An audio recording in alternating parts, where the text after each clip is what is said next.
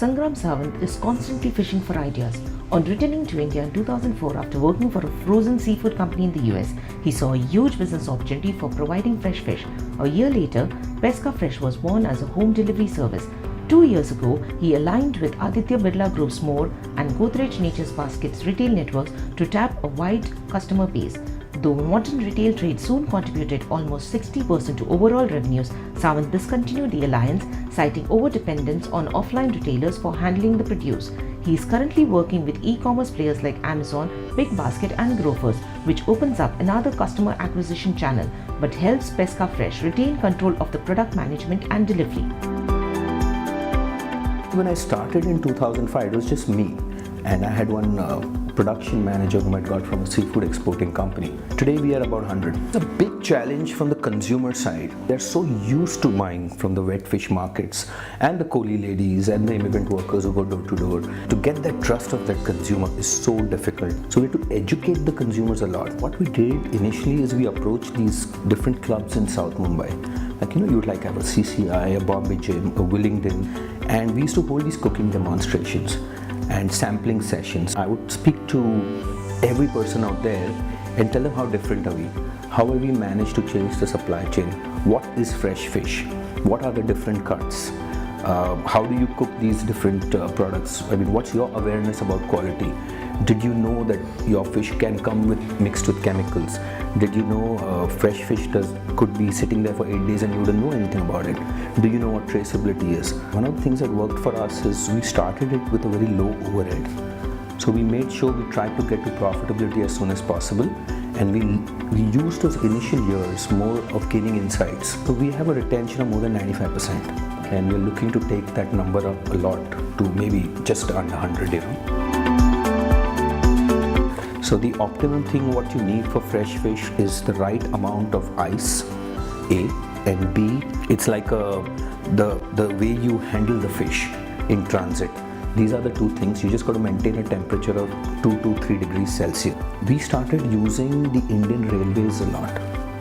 So even a 50 kg box, if packed properly in thermocol with a ice to fish ratio of 1:1, you can bring 50, 100, 150, 200 as much as you want through the Indian Railway network, and it's quite cost efficient. Once it enters our distribution center, then there are two types of testing that can happen. One is organoleptic. Organoleptic testing is like by touch, smell, feel. Then we have random bacteriological and microbiological testing, which we use government approved labs or private laboratories which are approved by the government. We also implement traceability standards, which you're aware of, where if you're a consumer and you order fish and for some reason you're not happy with it, I can trace it back right to the source, right from where it was got, who was that supplier, what time did it reach the distribution center, who was the supervisor during packaging it, the temperature validation on it, who was the boy who after processing picked it up and delivered, what was the temperature at that time. So you're able to get to the root cause of the problem. So we work with about 20 to 25, but we want to build a supply chain that's proportionate to our front-end sales. It's pointless building a larger supply chain, and because you are committing to the suppliers that, hey, I'm going to be there for 240 days. Whenever you catch fish, I'm going to buy it from you, if it's in our pricing and our norms. So we have tracking of what of course comes in. Every supplier is coded, but our whole quality control, it's something in the conceptual stage in digitizing it. So the next phase of technology enhancement for us is going to be about putting our whole quality processes and traceability on the cloud. We did come up with our e-com portal a couple of times, but I was just not happy with it. So when it was ready, I just completely got rid of it, and we've again worked hard based on the insights. We put the technology layers in the back end which is needed, for an efficient e-commerce portal, and we should be looking at a launch. An app will follow about 2 months.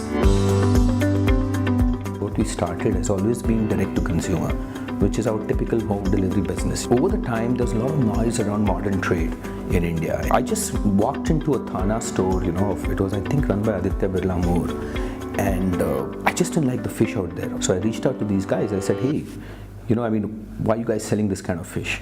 We can do so much better out there.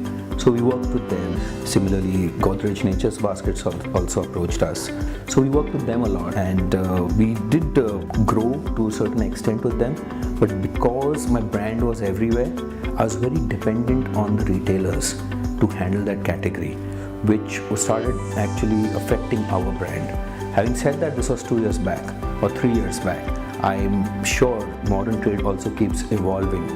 So there are certain check boxes which the retailers need to do for brands like us, and then I'm happy to engage with them again. So we do work with Amazon, we just signed up with Big Basket. If you see how we are engaging with our consumer in protecting and conserving our brand is when we do the whole shore-to-door fulfillment.